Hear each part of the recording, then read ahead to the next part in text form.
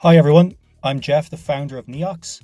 Neox is automated stablecoin yield infrastructure that connects any neobank or fintech to decentralized yield markets across multiple chains, multiple markets, and multiple protocols.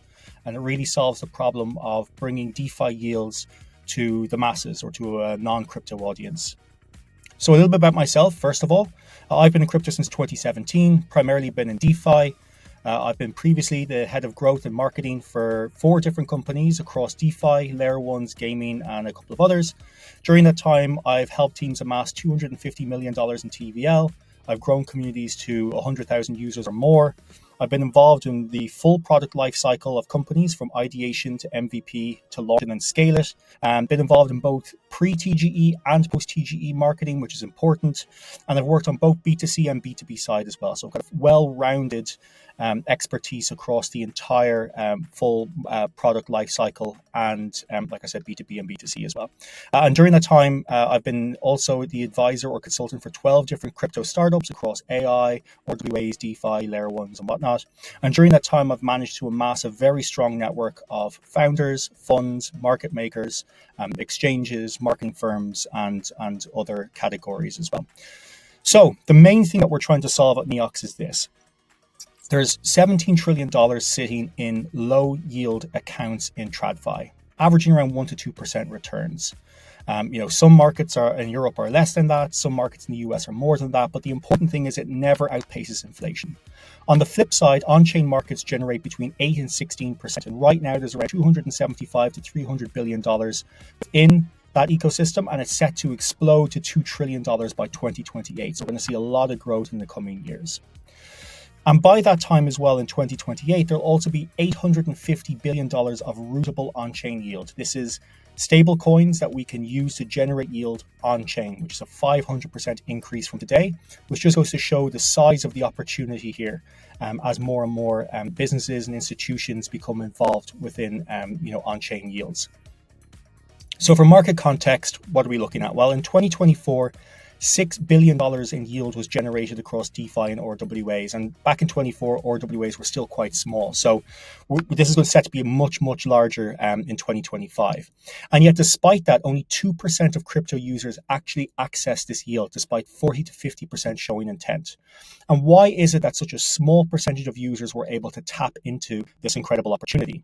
And well, the reasons are quite extensive. Number one, it's too vast. There's too many blockchains, too many protocols, too many pools to choose from. It's too confusing. On top of that, if you want to move funds from one chain to another, you have to know what bridges. There's over 50 of them. There's over 100 different wallet providers which specialize in certain ecosystems or chains. There's specialized terms like AMM, ALM, DEX. It's really volatile. So banks generally, move between 1 and 2 percentage points maybe over the course of a year. In DeFi, it can go from 1 to 20%. And actually, this was cited by 73% of retail investors as to why they stay away from DeFi. And on top of that, there's been lots and lots of exploits over the years. So people are a bit afraid to take part in the ecosystem as a whole.